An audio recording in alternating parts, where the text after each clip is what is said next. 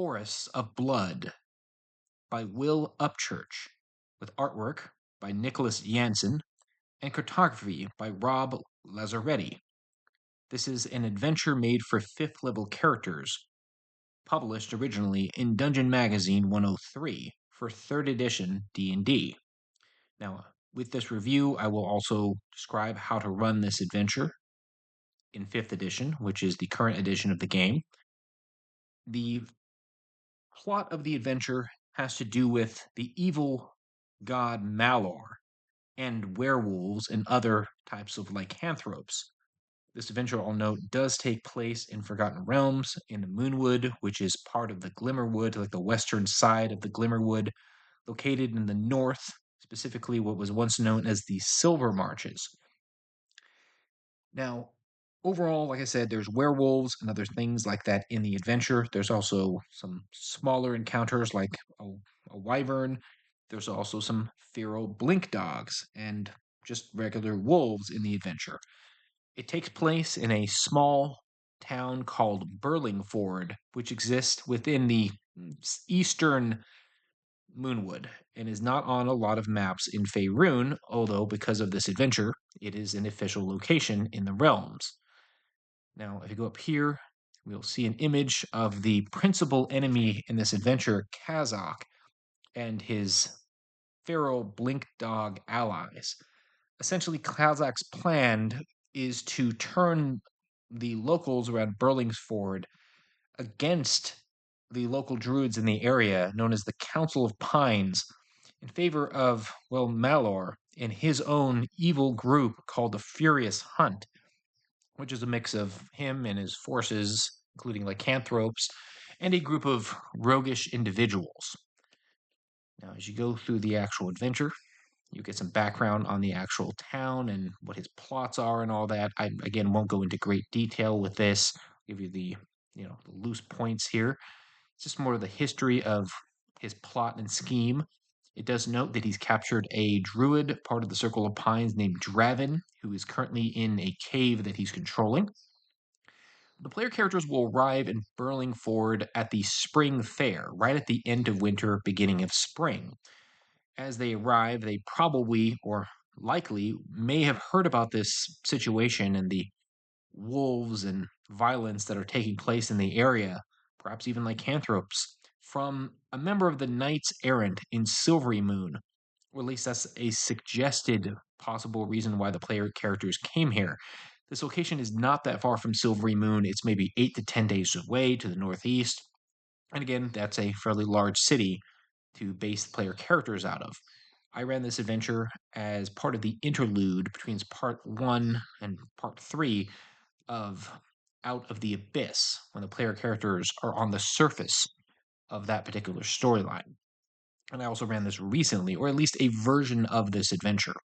Now, part 1 gives you Burlingford itself and the spring fair, some basic information on the town, with some information on the individual parts of the town, although there are parts of the town that are not fully detailed. There are some, little details like in 3rd edition. There's the Boar's Head in a tavern. There's different individuals that the player characters might encounter throughout the adventure.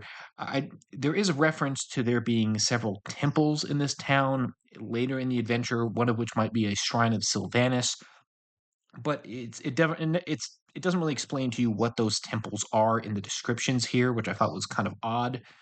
Another one might be, say, a shrine or a small church of Saloon, which would make sense in the Moonwood, holding back the tides of evil in an area where lycanthropes might be pretty common, especially because this also deals with the people of the Black Blood, which is a group of lycanthropes that are tied in with Kazakh's plan here.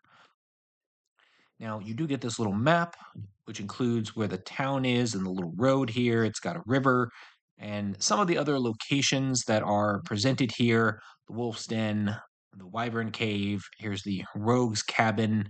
When I ran it, I set it up a little bit differently as I was running it at a higher level. So I'll give you some suggestions if you want to run this at a higher level, as I did. And you get, again, more information on the town, the gossip and business that are happening. There's some booths within the Spring Fair that the player characters can interact with, and just different NPCs.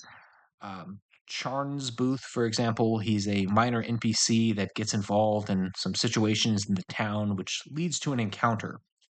Charn being a just sort of an expert in third edition. He'd be basically a commoner in fifth, somebody who's just good at working with, I think he's like a woodworker or something like that, and kind of a charming young fellow.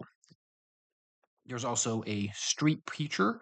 He's more or less someone who's insane and infected with black tooth fungus, a type of fungus and poison in the area that the player characters may encounter, especially at the cabin and also at Kazak's cave, which is becoming a bit of a problem during the adventure. There is a witch named Lyria who the player characters can buy supplies from. She's also an alchemist. These people are generally NPCs that the player characters can interact with, say, as they arrive at the spring fair and stuff like that. There's some basic information of what these people might have for sale, or the DM can add some things. Again, she's very friendly, and she might be able to give the player characters literal information on, say, the Council of Pines, particularly if there's a druid in the group. And in fact, if you have a group that has a druid, this is a great druid themed adventure, since it does deal with both the Council of Pines, good druids, and evil druids, which do exist, as you'll note in this adventure. There's also a smith, Ronaldo, the blacksmith, and some of the information on him. Because this is a third edition adventure, I'll go back real quick. You'll note that it tells you how much gold can be, or gold and supplies can be bought from the town. This is a really good idea with a small town, because player characters can't sell every item that they have like they can in Silvery Moon or Waterdeep in a town like this. They could probably get about 800 gold per day. And again, it vaguely tells you how much, assets and magical value or various treasures might be lingering around the town in different places, just between 1,800 individuals, mostly humans and all that. Again, a few halflings and half elves and all that.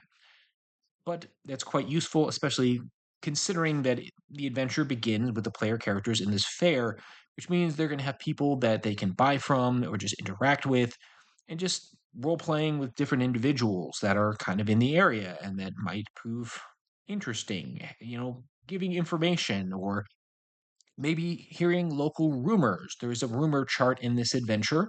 There may be a board where there are some local little jobs or bounty notices that the player characters might encounter as well, if you want to add something like that in. And then there are events that take place in the beginning of this adventure. In this case, panic in the streets. People start screaming as a number of wolves, or well, very large wolves, are racing into the streets. These are described in third edition as large wolves. You can use dire wolves if you want to run this in fifth. If you well, you can use a dire warg if you want to run it at higher level in 2024 D&D, like I did. But there will also be some town guards. These will basically act like guards, depending on what edition of D&D you're using, that might be able to help the player characters. And these monstrous individuals will, or monstrous wolves will come in and just attack everything. And player characters have likely heard that there are some wolf issues happening in the area, and might get a general idea of the theme of what's going on here as a result. Some of these commoners that they meet might also be attacked by these wolves and other such creatures. Maybe the blacksmith, maybe Baron, the innkeeper, who they may become friends with, and all that. Now, there is some unique stuff you can buy in the town, ironwood goods and stuff like that, that you can go into more. It's more of a minor magic item designed for third edition to give the town some extra value, that maybe something they produce from this particular town, from the local ironwood trees. Now, as you're going further in the adventure, you do get details on the Boar's Head Inn and Tavern. It is, again, likely the place where the player characters will stay the night.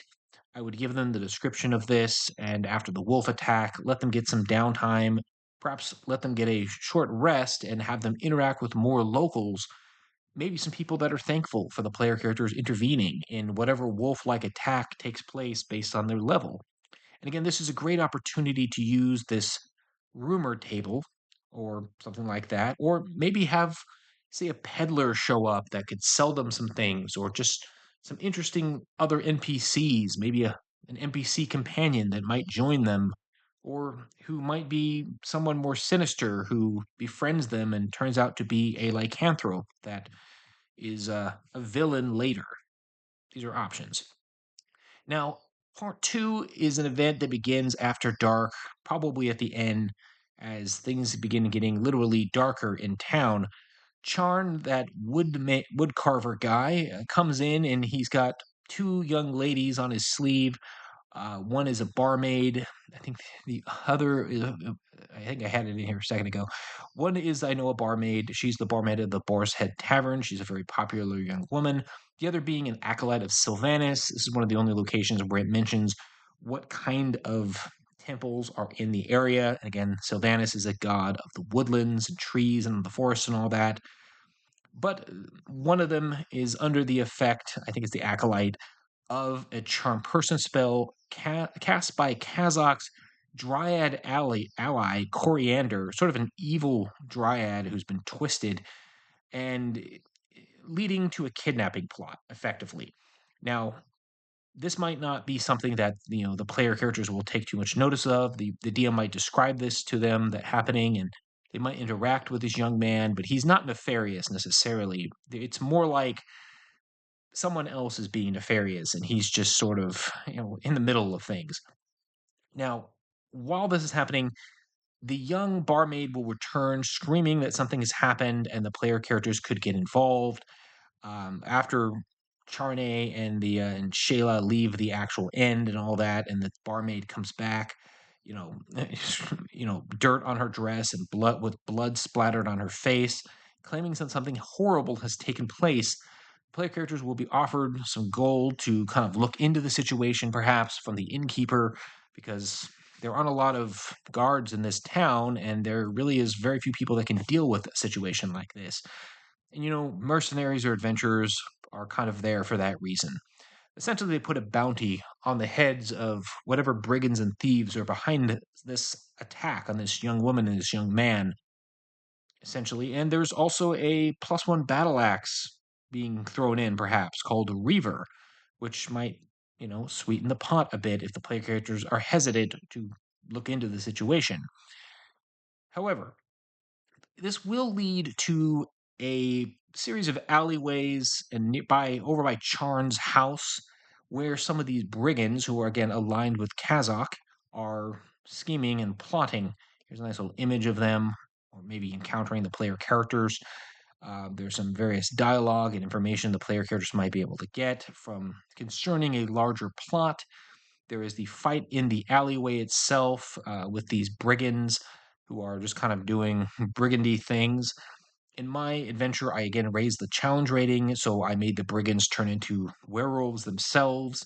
I even threw in some of these battles a giant hill giant werewolf, or two, which were much more challenging for a high level group.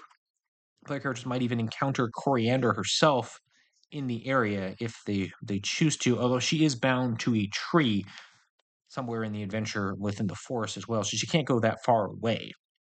Nonetheless, they will have this fight in the alley with these obvious foes and all that. Here's kind of what it looks like. Again, this isn't a modern map, but it gives you a rough idea of how you can run this battle, essentially where everyone is, where the PCs begin, where the brothers Rafe are. There's some of the rogues and some other people and all that. You get some basic information and you get stats for these people in third edition, which it's just noting them as rogues. In fifth edition, they could just be bandits or something similar. They could be tough or warrior toughs, depending on your version of 5e. Depending on what you're doing. If you want a higher level, they could be a mix of berserkers and maybe a lycanthrope, or they could be just veteran warriors like hostile mercenaries that are just kind of in the area and causing a nuisance and are aligned with, well, kind of rough people, put it that way. Now, searching them, we'll note that there's a trace of orange clay on the boots of these men. That's going to be an odd little hint toward where they could go. If they know there's a river nearby, they will take a wild guess that that might have come from the river or somewhere nearby, but they could also gather some more information and might learn from the townsfolk that this particular type of clay can be found out by an old cabin northeast of town and not far away from town either. So it gives the player characters a direction to follow. Now, as the player characters move forward, they go into what's called the Lydnon, which is this kind of area where it's controlled by these evil forces. And as they go through here, they encounter a essentially a rogue who's badly wounded. He's been bitten and clawed at by, wolves and all that, and left to die. As they approach, he mumbles out a sentence about Captain Remus, thinking that one of the player characters is this Captain Remus. Tells them the player characters some little bits of information in his confusion, and then he might pass out and potentially could die. He's not dead though. The player characters could save him and try to get more information from him about what is actually happening. Remus is I believe a half, well, not half worker, but oh, he's a werebore actually, who's at the cabin. Player characters will probably he might be described as an orc or something like that by this guy, a big burly fellow who's very orcish and all that. The guy also has some treasure on him, but it's a great opportunity to the player characters to gain some extra information, a role playing opportunity. Now, as they go on, they will also encounter this essentially a awakened wolf by the name of Felinol, who is not with his pack more or less, and the other wolves of the pack have basically pushed him away, and he's kind of on his own. Um, he doesn't like the rogues very much, so the player characters could interact with this awakened wolf and maybe even get it on their side. Knowing player characters, this wolf could even join them. I feel like this is an optional encounter and almost kind of feels a little redundant because you're already using encounter or event 4 with the hapless victim. Player characters will likely already have a lot of information of where they might need to go, which is basically the cabin.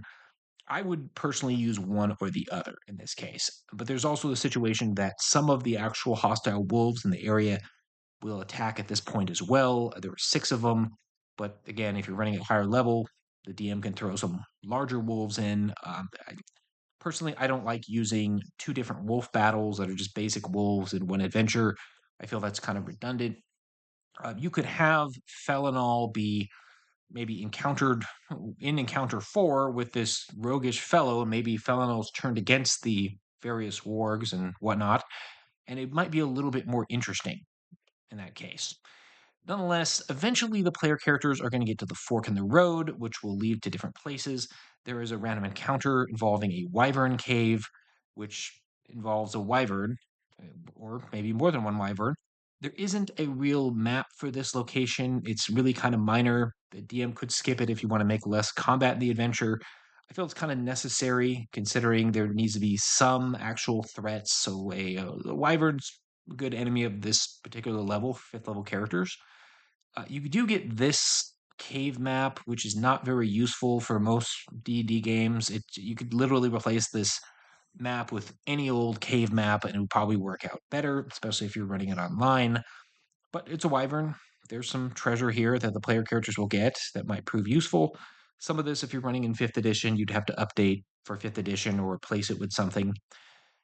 And then there's another location where, as the player characters are going forward, where they start encountering snares and different traps. I don't feel like you need to use all these locations or all these different traps. Maybe use 2 or 3 of them, like the crushing log trap, or maybe just some dart throwing traps on the way. Just showing the player characters that there is some danger and traps have been set. In fact, that I guess they only say 1d3 of these traps would go off, so you got to roll a d6, and only ones and twos are equal ones, threes and fours equal twos, etc., etc. You don't need them all, but use a couple of them, and they're just things the player characters encounter, minor things as they're coming closer to the cabin.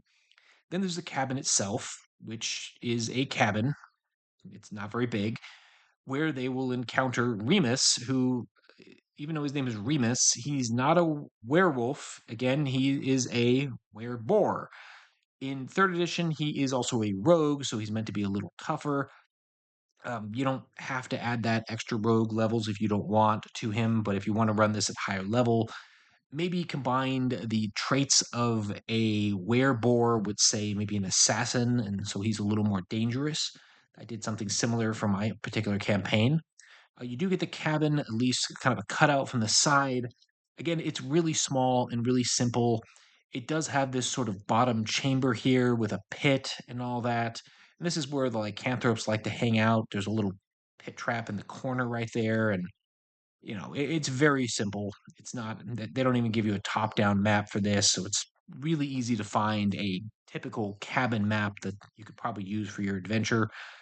You get some third edition stats for Werebore as well. You can also get the information for Blacktooth fungus. It grows here, particularly in, I believe, in the basement, and it is essentially like almost like a disease that the player characters can get that other people have gotten, like that street preacher guy who's insane. It does actually have a value in on the black market. There are evil organizations who would pay good money for a good dose of this. The player characters might realize this, and you can give the player characters the option of essentially taking some and then trying to sell it, which would not be a good deed because then evil forces would get their hands on it when it's probably not, it's probably very rare and only encountered in, unique places like this.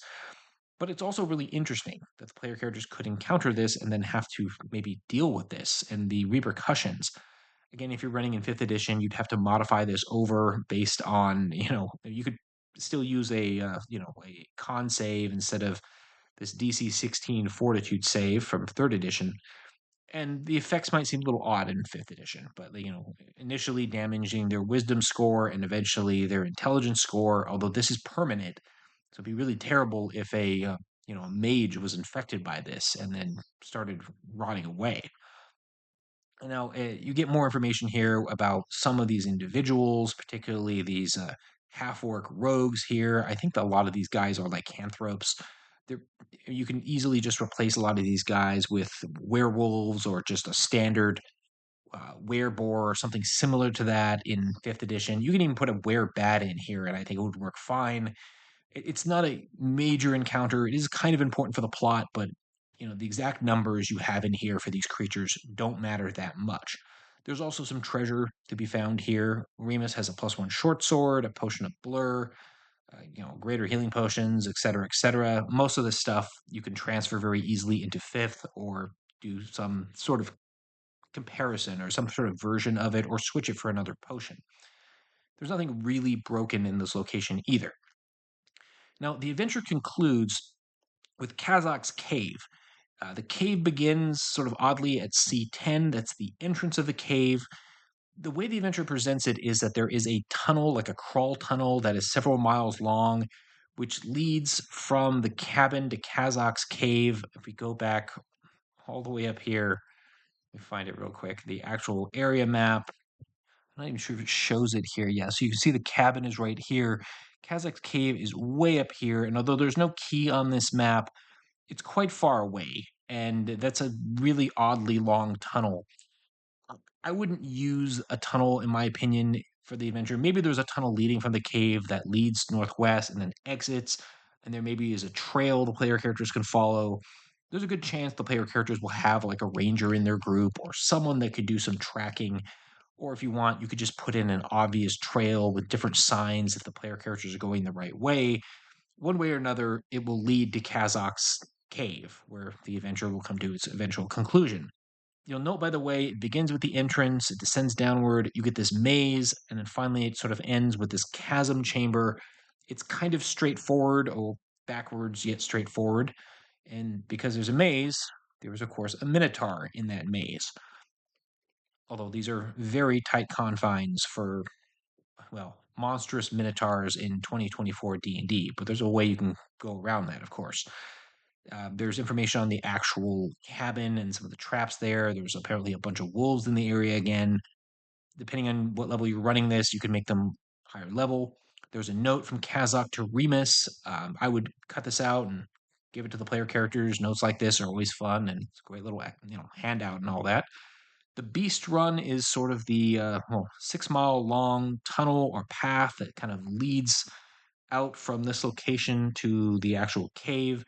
Again, that map doesn't provide distance very well, so it's a little confusing that they didn't put a distance key on there. It's one of the minor flaws in this adventure.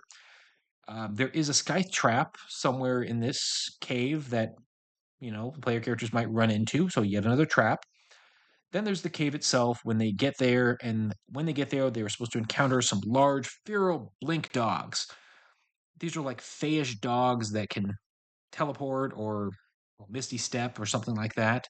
I'm not sure if they're actually in fifth edition, but there's almost certainly probably somebody who's made Blink Dogs into some sort of 5e version. You don't have to use Blink Dogs. It's kind of neat because they can teleport, and that's something player characters like to do a lot. These are large when Blink Dogs are often medium sized. You could simply use just, again, dire wolves or just reskin dire wolves and give them some sort of Misty Step like ability or a displacement field. And if you can't find stats for them, and it should work fine, at least in my opinion. If you're running in third edition, it's of course very easy, just plug and play. As the player characters go into the cave, it descends downward and all that. You get the actual entrance of the cave. There's some loose treasure scattered about. There's more of this black tooth fungus growing in here. This is more or less where it's coming from. You get this image of Kazakh again from earlier in the adventure. You do get a Minotaur. When I ran this adventure, because I ran it in fifth, the Minotaur was a human sized Minotaur, like the playable race Minotaur. But I rebuilt him to be like a gladiator and, equipped him a little differently. And so he wasn't like a brutal, 20-foot tall Minotaur or whatever they're called in fifth edition, the Bahamut Minotaurs. Have him be something that fits in the cave one way or another. And then he's got some treasure like a +1 buckler or shield and some other things like that. Eventually, the player characters will get to Kazakh's chamber, where the adventure will come to a conclusion. Again, he's an evil druid. As I don't know if there's a really good evil druid build in fifth edition because he's seventh level. There is a lower level druid build, but it might be too low level. So as a DM, you might have to level that up a little bit and kind of beef it up and mess with the spells and his equipment if you're running it in fifth edition, so that all this works in fifth edition. He also has a cougar animal companion. Essentially, it's a medium, you know, I guess you can call it a panther for fifth edition, that Bacharach, who fights with him. He might have some lycanthropes fighting with him as well, depending if you need your adventure to be a little harder for, like, say, a higher level group. But, when the player characters defeat him, they've pretty much won the day, and they'll find some treasure there. They'll find a prison cavern where they will most likely find an old man in rags. He's a member of the Council of Pines. He's Draven, who's the same level, seventh level, as Kazakh, who can give the player characters some more information, as he was kidnapped by Kazakh about 3 weeks ago and has been imprisoned ever since. So any details about the adventure the player characters have missed and may not understand, he can kind of fill them in and all that. Now, when the player characters eventually go back to town, the druids that are good druids in the area are going to learn about this plot, and hopefully they saved Sheila from part of the plot as well. She's the acolyte of Sylvanas. The town's mayor will be very grateful and offer them a 500 gold reward in gems or something similar. I personally don't like the idea of a town just giving player characters a bunch of stuff like that. I'd rather give them, an item of interest that maybe that will lead to their next adventure, like a weird map or something of value that's not really as valuable for the commoners of the town, because they might actually need these gems to buy things. Maybe it's some sort of magical item that's like an uncommon magic item that the townsfolk don't have that much use for, but a group of player characters and mercenaries probably would have a lot of use for. I just feel like that's a better reward item. Now, I'll note there is some new magic items in this adventure made for third edition, the Collar of Animal Control.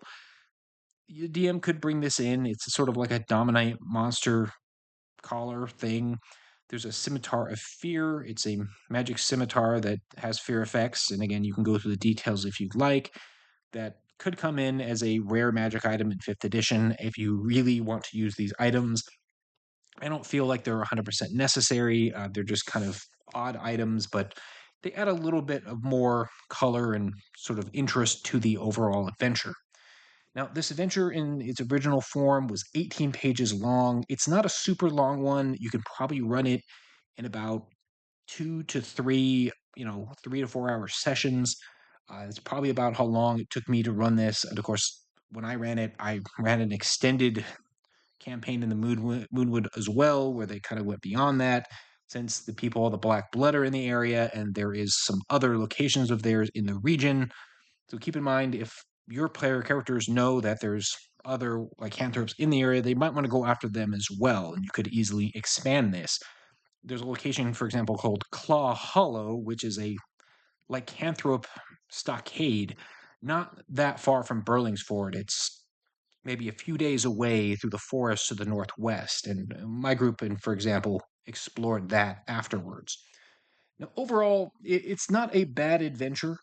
It's not fantastic. I felt like the town map, well, one, you need an actual town map to, or at least it would be nice if there was a town map.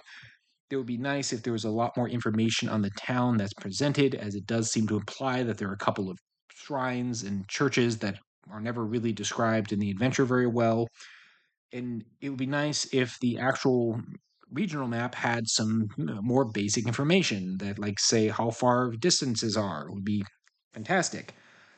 Some of the other maps, for example, like the cave map for the Wyvern, is just not usable. It's just weird, and it's not going to work for most campaigns, and you're going to have to replace it. And again, Kazak's Cave, although it's kind of interesting, it's kind of straightforward. There is the maze the player characters can wind around in, but it's kind of like go to from point A to point B to point C. There's not a lot of choice of direction, and I feel like that's kind of a flaw of this adventure. Overall, it's a good adventure in the fact that it has a lot of role playing opportunities, and it does lead in the end into a small dungeon crawl without becoming too combat heavy, and has plenty of encounter possibilities throughout the adventure. I would rate it a 3.5 out of 5, mostly because it would be better if it just had better maps and was a little more thought out than how the adventure was originally presented. Nonetheless, it's worth running, particularly if you're running a campaign in the north and Faerun and your characters are around the right level. Now, guys, if you like this review, you want to see more of them, please like this video and subscribe. Check out my other videos for more content.